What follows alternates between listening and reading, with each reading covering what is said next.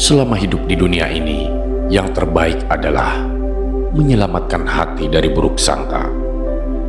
Orang itu dikatakan dekat dengan Allah selama dia meluangkan waktunya untuk berzikir setiap hari.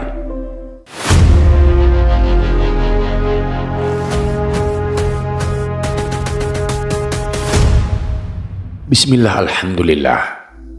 Sahabat Haura, jika video ini lewat di berandamu berarti ini adalah petunjuk dari Allah untukmu. Setidaknya luangkanlah waktu sejenak untuk menulis sholawat kepada Rasulullah di kolom komentar, sebagai tanda bukti akan kecintaan kita kepada Nabi Muhammad SAW, agar di akhirat nanti kita mendapatkan syafaat dari beliau. Amin ya rabbal alamin. Sahabat Haura, 75 kata-kata Syekh Abdul Qadir Jailani tentang kehidupan, motivasi untuk hidup lebih baik. Beliau Syekh Abdul Qadir menekankan akan pentingnya melibatkan diri dalam ibadah dan menjaga hubungan pribadi dengan Allah Subhanahu wa Ta'ala. Di Indonesia, nama Syekh Abdul Qadir Al-Jailani cukup banyak dikenal oleh kalangan Muslim. Lahir pada tahun 1077 di provinsi Persia, beliau tumbuh sebagai tokoh yang memiliki pengaruh besar di dunia spiritual dan intelektual. Syekh Abdul Qadir juga dikenal karena karyanya dalam bidang tasawuf yang menekankan hubungan spiritual antara manusia dan Allah. Karakteristik utama dari ajaran beliau adalah betapa pentingnya ketakwaan, kesederhanaan, dan pengabdian kepada Allah Azza wa Jalla. Dalam karya-karyanya seperti Futuhul Ghaib atau Pembukaan Tersembunyi, Syekh Abdul Qadir Al-Jailani membimbing umat Islam tentang jalan menuju kehidupan spiritual yang lebih mendalam. Beliau menekankan pentingnya melibatkan diri dalam ibadah dan menjaga hubungan pribadi dengan Allah. Syekh Abdul Qadir juga mengajarkan bagaimana memberikan kebaikan kepada sesama sebagai manifestasi cinta kepada Sang Pencipta. Oleh karena itu, untuk meneladani ilmunya kita harus mengingat dan meneladani apa yang telah beliau ucapkan. Maka dari itu, inilah 75 kata-kata Syekh Abdul Qadir Al-Jailani tentang kehidupan, motivasi untuk hidup lebih baik, yang dihimpun dari beberapa sumber. Berikut adalah kata-kata Syekh Abdul Qadir Al-Jailani tentang kehidupan. Ubahlah karenanya sesuatu yang dia benci dari nafsumu, sehingga dia memberimu apa yang kamu sukai.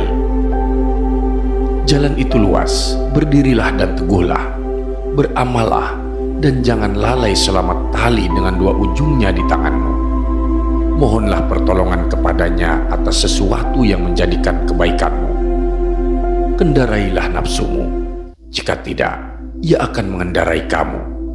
Nafsu itu tukang memerintahkan keburukan di dunia dan tukang mencela di akhirat. Orang-orang yang meninggalkan amal dalam keadaan berilmu, ilmu itu akan melupakanmu dan berkahnya hilang dari hatimu. Wahai orang-orang yang bodoh, seandainya kamu mengetahuinya, niscaya kamu mengetahui siksaan-siksaannya. Bersopanlah yang baik terhadapnya dan terhadap makhluknya. Sedikitlah berbicara yang tidak berguna bagimu. Syirik itu ada pada lahir dan batin. Syirik lahir ialah menyembah berhala, sedangkan syirik batin ialah berpegang kepada makhluk dan memandang mereka dapat memberi kemudaratan dan manfaat. Wahai anak, janganlah kamu menuntut sesuatu kepada seseorang. Dan jika kamu mampu untuk memberi dan tidak mengambil, maka lakukanlah. Kamu melayani dan kamu tidak minta dilayani oleh orang lain, maka lakukanlah. Jadikanlah akhirat itu sebagai modalmu, dan jadikan dunia itu sebagai keuntunganmu. Gunakanlah seluruh waktumu untuk menghasilkan akhiratmu. Lalu apabila dari waktumu itu ada sedikit yang tersisa, maka gunakanlah untuk berusaha dalam urusan duniamu dan mencari penghidupan. Nasihatilah dirimu terlebih dahulu, barulah kemudian menasehati orang lain. Kamu harus lebih memperhatikan nasib dirimu. Janganlah kamu menoleh pada orang lain. sedangkan dalam dirimu masih ada sesuatu yang harus diperbaiki. Janganlah kamu takut kepada makhluk dan janganlah kamu berharap kepada mereka, karena hal itu menunjukkan betapa lemahnya imanmu. Hendaklah engkau istiqomah dalam cita-citamu, sehingga engkau memperoleh ketinggian, karena Allah Subhanahu wa Ta'ala akan memberimu sesuatu yang layak dengan cita-citamu. Dengan kebenaran dan keikhlasanmu, maka bersungguh-sungguhlah engkau, songsong dan kejarlah, karena sesuatu itu tidak akan datang kepadamu begitu saja tanpa berusaha memperolehnya. Sedangkan engkau mempunyai kewajiban untuk melakukan amal kebaikan sebagaimana engkau diwajibkan untuk mencari rezeki. Selama hidup di dunia ini, yang terbaik adalah menyelamatkan hati dari buruk sangka. Orang itu dikatakan dekat dengan Allah selama dia meluangkan waktunya untuk berzikir setiap hari. Bantulah orang fakir dengan sebagian harta kalian.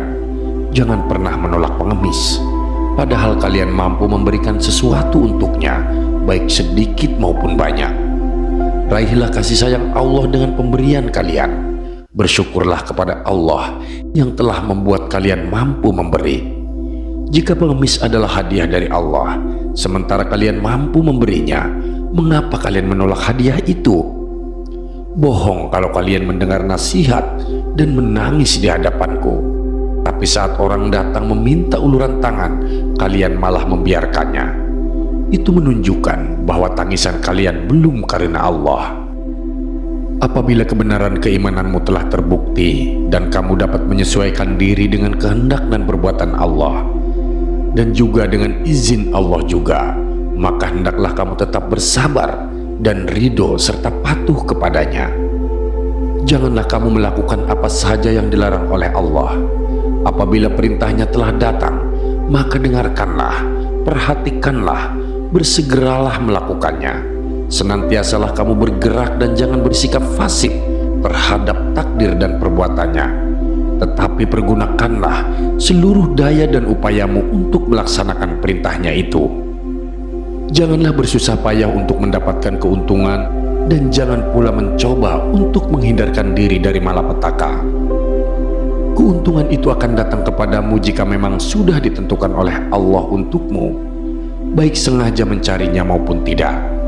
Malapetaka itu pun akan datang menimpamu jika memang telah ditetapkan oleh Allah untukmu, baik kamu membencinya maupun mencoba menghindarkannya dengan doa dan sholat, atau menghadapinya dengan penuh kesabaran karena hendak mencari keridhaan Allah Subhanahu wa Ta'ala. Taubatlah engkau dari riya dan nifak. Janganlah malu mengakui hal itu atas dirimu. Yang kuat di antara manusia mulia adalah mereka yang semula munafik. Oleh yang demikian, berkatalah sebagian ulama, tidak ada yang mengetahui hakikat ikhlas kecuali murai, orang riya. Yang paling beruntung ialah mereka yang ikhlas mulai dari awal hingga akhirnya. Pikirkanlah bahwa di dunia ini, sesuatu yang kamu cintai tidak akan kekal selamanya, tidak abadi, pasti fana. Jika hal ini telah benar-benar kamu sadari, tentu kamu tidak akan melupakannya walau sekejap pun. Namun, kebanyakan tidak ada manusia yang mengingatkan akan hal itu. Barang siapa telah merasakan berarti telah mengetahuinya. Manusia yang demikian adalah termasuk salah satu dari mereka yang tidak tahan tinggal bersama makhluk. Malulah kamu kepada Allah Subhanahu wa Ta'ala. Lihatlah dengan mata hatimu, rendahkan dirimu di hadapannya, letakkan dirimu di bawah lintasan kekuasaannya. Bimbinglah jiwamu untuk senantiasa mensyukuri nikmat-nikmatnya. Raihlah sinar keterangan dengan mengarungi segala cobaan dan rintangan. Jika semuanya telah benar-benar ada pada dirimu, maka karomah, keluhuran dan surga Allah akan kamu dapati, baik di dunia maupun di akhirat. Kenalilah Allah Subhanahu wa Ta'ala. Janganlah rasa bodoh terhadapnya. Taatlah kepadanya, jangan mendurakainya. Ridholah atas ketentuan dan takdirnya, jangan kau ingkari. Kenalilah Al-Haq Azza wa Jalla melalui ciptaannya. Dialah Allah, Maha Pencipta, pemberi rezeki yang awal dan yang akhir, yang lahir dan yang batin, yang qadim, yang abadi, dan yang bebas berbuat sesuai dengan kehendaknya. Orang mukmin mengawali dirinya dengan membangun batinnya, kemudian baru membangun lahirnya, sebagaimana orang yang membangun rumah, membelanjakan sejumlah uangnya untuk mengisi rumahnya itu sebelum pintunya terbuat rapi. Wahai mereka-mereka yang jahil, pada mulanya engkau haruslah bergaul dengan para syekh, membinasakan nafsu, kesenangan dan segala sesuatu selain Allah Azza wa Jalla. Engkau harus selalu menghadap pintu rumahnya, yakni para syekh. Baru setelah itu pisahkan dirimu dengan mereka. Bersilalah di persadamu sendirian, hanya bersama Allah Azza wa Jalla. Jika semuanya itu telah engkau capai, niscaya engkau akan menjadi obat bagi makhluk, menjadi petunjuk yang menuntut mereka atas selain Allah Azza wa Jalla. Aku mengajakmu menghadap kehadirat Allah Azza wa Jalla. Aku mengajakmu ke ambang pintunya dan untuk taat kepadanya, bukan kepada dirimu. Orang munafik tidak mungkin mengajak makhluk ke hadapan Tuhan, melainkan mengajak mereka kepada diri mereka sendiri. Mereka mencari penghormatan dan pengakuan serta tamak kepada hal-hal duniawi. Tukarkanlah pakaian syahwat, sombong, ujub, nifak, suka dipuji makhluk, senang disanjung, dan senang kepada pemberian, segala daya dan kekuatan, serta semangat untuk menukarnya. Letakkanlah dirimu di hadapan Allah Azza wa Jalla dengan tiada daya, kekuatan dan tidak bersama apa-apa, juga dengan tanpa syirik dengan makhluk. Jika semuanya itu sudah kamu penuhi, tentu kamu akan temui kasih sayang Allah Subhanahu wa Ta'ala yang selalu melimpah kepadamu. Orang yang beriman selalu menyembunyikan apa yang ada padanya. Jika lisannya terlanjur mengucapkan sesuatu, maka ia segera memperbaiki ungkapan yang diucapkan itu. Berusahalah menutupi apa yang telah lahir dan mohon kemaafan. Janganlah kamu menghendaki kelebihan dan kekurangan. Janganlah mencari kemajuan dan kemunduran, sebab ketentuan telah menetapkan bagian masing-masing. Setiap orang di antara kamu tidak diwujudkan, melainkan telah ditentukan catatan mengenai pengalaman hidupnya secara khusus. Jika dunia dan akhirat datang melayanimu dengan tanpa susah payah, ketuklah pintu Tuhanmu dan menetaplah di dalamnya. Bila kamu telah menetap di dalamnya, akan jelaslah bagimu seperti apa buah pikiran. Terimalah nasib dengan zuhud, tidak dengan kebencian. Orang yang makan sambil menangis tidak sama dengan orang yang makan sambil tertawa. Dalam menerima segala ketentuannya, senantiasalah hatimu dengan Allah Azza wa Jalla. Berserah dirilah atas keburukan nasib. Kamu makan sesuatu yang diberikan oleh tabib dan sesuai dengan obatnya adalah lebih baik daripada makan sesuatu yang kamu sendiri tidak mengetahui asal-usulnya. Selama hatimu keras terhadap amanat, maka hilanglah rahmat darimu dan hilanglah pula segala yang ada padamu. Hukum-hukum syariat itu amanah yang dibebankan kepadamu, sedangkan kamu meninggalkan dan mengkhianatinya. Tidak guna lagi jika amanah telah lenyap dari hatimu. Saudara, jika bicara, bicaralah dengan niat yang baik. Jika diam, diamlah dengan niat yang baik. Setiap orang yang tidak berniat dalam beramal, maka tiada berguna baginya amal yang ia kerjakan itu. Amalnya sia-sia. Baik engkau bicara ataupun diam, engkau tetap berdosa, sebab engkau tidak membenarkan niatmu. Diam dan bicara yang tidak mengikut sunnah. Nasihatilah dirimu terlebih dahulu, kemudian baru orang lain. Anda harus memelihara nafsumu. Jangan kamu mengira kesalahan orang lain sebab dirimu masih memerlukan pembaikan. Adakah Anda tahu bagaimana membersihkan orang lain? Bagaimana menonton orang lain? Padahal yang dapat memimpin manusia adalah orang-orang yang awas. Hanya perenang ulung yang dapat menyelamatkan orang lain yang tenggelam dalam lautan. Hanya orang yang mengetahui Allah yang dapat mengarahkan umat manusia ke arah jalan yang benar. Tidaklah cakapan yang diperlukan untuk berbakti kepada Allah Azza wa Jalla, melainkan perbuatan yang nyata. Nafsu seseorang selalu menentang dan membangkang. Maka barang siapa ingin menjadikannya baik, hendaklah ia bermujahadah, berjuang melawannya, sehingga selamat dari kejahatannya. Hawa nafsu semuanya adalah keburukan dalam keburukan. Namun apabila telah terlatih dan menjadi tenang, berubahlah ia menjadi kebaikan di dalam kebaikan. Di antara ciri orang yang arif billah azza wa jalla adalah ia selalu sabar, menerima berbagai malapetaka, dan rela terhadap semua qada dan ketentuan-ketentuan takdirnya dalam segala ihwalnya, baik berkenaan dengan pribadinya, ahlinya, dan semua makhluk sesamanya. Kuasailah nafsumu, kalau tidak, maka ia yang akan menguasaimu. Nafsu selalu mengajak kejahatan dalam soal dunia dan akhirat. Jauhilah orang-orang yang menjauhkan kamu dari Allah Azza wa Jalla, seperti kamu menjauhi binatang buas. Berbuatlah sesuatu untuk Allah Azza wa Jalla. Sesungguhnya orang yang berbuat sesuatu untuk Allah Azza wa Jalla itu akan beruntung. Barang siapa yang mencintai Allah Azza wa Jalla, maka dia akan mencintainya. Dan barang siapa yang menghendaki Allah Azza wa Jalla, maka dia akan menghendakinya. Dan barang siapa mengenali Allah Azza wa Jalla, berarti ia telah mengenal dirinya sendiri. Hendaklah engkau selalu ingat kepada Allah Subhanahu wa Ta'ala dan mengadakan hubungan batin dengannya, sebab Allah adalah zat yang memenuhi keperluanmu di dunia dan di akhirat, memeliharamu di waktu hidup dan matimu. Dia juga yang menghindarimu dari segala macam bencana. Hendaklah engkau senantiasa berpegang kepada kalam yang jelas kebenarannya, sejelas coretan tinta hitam di atas lembaran kain putih, mengabadikan kepadanya sehingga ia mengabdimu, dan ia memimpin tangan kalbumu dan membawanya ke hadirat Tuhanmu Allah Azza wa Jalla. Mengamalkan isinya menyebabkan hatimu memiliki dua sayap yang dapat kau buat terbang untuk menghadap kepada Tuhanmu Allah Azza wa Jalla. Jadilah engkau orang yang berakal dan janganlah jadi pendusta. Kau mengatakan, saya ini takut kepada Allah Subhanahu wa Ta'ala, tetapi engkau justru takut kepada selainnya. Janganlah engkau takut kepada jin, manusia, dan malaikat. Janganlah takut kepada hewan, baik yang dapat berbicara maupun yang bisu.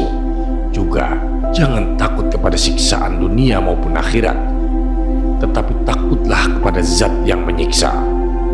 Kembalilah engkau kepada Allah Azza wa Jalla dengan memperbarui Islam, memperbaiki taubat dan ikhlasmu sebelum datangnya maut, sebab bila maut telah datang, pintu taubat akan tertutup sehingga kau tidak dapat masuk ke dalamnya.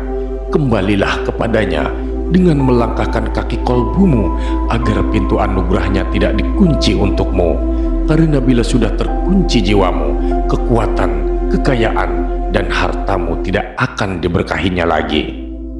Jadikanlah seluruh amal perbuatan liwajhillah, bukan mencari nikmat-nikmatnya, rela dengan pengaturannya, qada, dan perbuatan-perbuatannya. Bila semua ini kau lakukan, berarti kau mati meninggalkan dirimu dan kau hidup dengannya.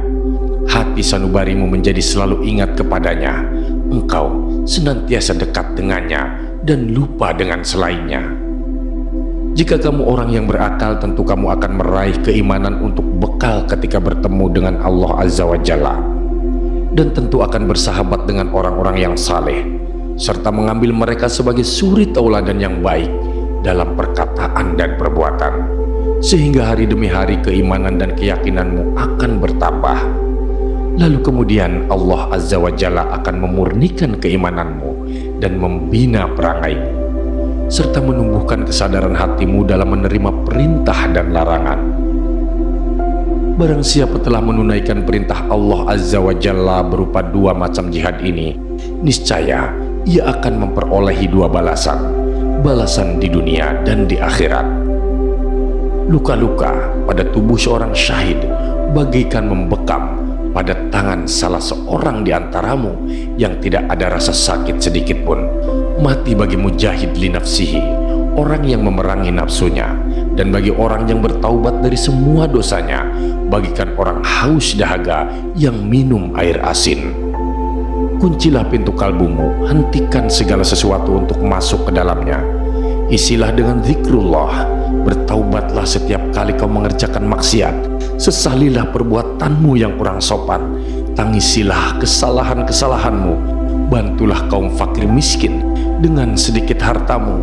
Janganlah bersikap tamak. Sebentar lagi hartamu akan kau tinggalkan. Orang mukmin yang kuat keyakinannya tidaklah bersikap kedekut. Sikap demikian inilah yang menyebabkan bahagia, baik di dunia maupun di akhirat kelak. Allah Azza wa Jalla menciptakan obat dan penyakit. Maksiat adalah penyakit, sedangkan taat adalah obat. Zalim itu penyakit, sedangkan adil itu obat. Salah itu penyakit, sedangkan benar itu obat.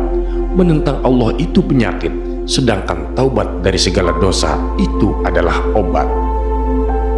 Syirik itu ada kalanya dalam lahir dan ada kalanya dalam batin. Syirik lahir ialah menyembah kepada selain Allah. Adapun syirik batin ialah menggantungkan nasib kepada sesama makhluk dan menganggap mereka yang mendatangkan bahaya dan manfaat. Surga itu terletak pada kesabaran dan rasa syukur dalam setiap langkah hidup. Tetaplah rendah hati di hadapan Allah dan Dia akan meninggikan derajatmu. Setiap ujian adalah kesempatan untuk membersihkan hati dan mendekatkan diri kepadanya. Ketika cinta kepada Allah memenuhi jiwa, dunia terasa indah. Doa yang tulus adalah permohonan hati yang merindukan kehadirannya. Budayakan kesabaran, karena setiap rintangan adalah pintu menuju kemenangan. Bimbingan Allah senantiasa hadir bagi mereka yang mencari petunjuknya. Jangan hancur oleh kegagalan, namun bangkitlah dengan kekuatan imanmu. Bentuklah karaktermu dengan kebaikan, karena itu adalah bekal terbaik di akhirat. Bersyukurlah atas setiap nikmat, dan Allah akan melipat gandakan kebaikan dalam hidupmu. Ketika kesulitan melanda, berlindunglah padanya, Sang Pemilik segala kekuatan. Ketulusan hati membawa keberkahan, dan keberkahan membawa kedamaian. Kehidupan adalah perjalanan spiritual menuju ketinggian iman dan cintanya. Bentengi hatimu dengan iman dan tidak akan ada rasa takut yang bisa menghancurkannya. Ketika merasa lelah, bersandarlah padanya, sumber kekuatan yang tak pernah habis. Tetaplah rendah hati, karena kesombongan adalah awal kehancuran diri sendiri. Setiap ujian adalah langkah menuju kelebihan yang tak terbayangkan. Ketika hati bersyukur, langit dan bumi bersaksi akan kebaikannya. Berbuat baiklah kepada sesama, dan Allah akan merentangkan kasih sayangnya. Ilmu adalah pelita yang menerangi kegelapan, membawa kita pada kebenaran. Keberanian sejati adalah bertindak sesuai dengan kehendaknya, meski berat. Ketika cinta kepada Allah mendalam, hidup menjadi penuh makna dan cahaya. Tetaplah teguh di atas kebenaran, meski dunia berputar tanpa keterbatasan. Bersikap adil dalam segala hal, karena Allah mencintai orang-orang yang berlaku adil. Keberkahan terletak pada keikhlasan hati dan tindakan yang dilakukan dengan cinta. Sabarlah dalam menghadapi cobaan, karena di balik kesabaran ada pahala yang besar. Doa adalah kunci kesuksesan yang membuka pintu rahmatnya yang tak terhingga. Hiduplah dengan penuh kasih, karena kasih adalah bahasa universal yang bisa dirasakan semua makhluk. Ketika mencintai Allah, setiap detik hidupmu menjadi pelajaran menuju kedekatan dengannya. Ketika tangan terangkat untuk berdoa, langit pun mendengarkan keluh kesah hati yang tulus. Ketika rasa takut menghampiri, berserahlah kepadanya yang maha kuasa. Bimbinglah anak-anak dengan kasih dan ajarannya, karena mereka adalah amanah yang perlu dijaga. Tetap teguh di atas jalannya meski godaan dunia semakin memikat. Hiduplah dengan sikap tawakal. Percayalah bahwa setiap yang terjadi adalah kehendaknya. Janganlah pernah berhenti berdoa, karena dalam doa terdapat kekuatan yang mengubah takdir. Terima kasih sahabat, sudah menyimak video ini sampai dengan selesai. Semoga bermanfaat bagi kita semua. Saya doakan, semoga sahabat semua dimasukkan ke surganya Allah. Amin ya rabbal alamin. Nantikan kembali konten-konten penuh hikmah dari channel kami. Jangan lupa untuk subscribe dan menyalakan lonceng notifikasinya. Salam cinta dari Haura Studio. di mana sebuah nasihat tak sebatas didengar, namun diresapi oleh jiwa. Wassalamualaikum warahmatullahi wabarakatuh.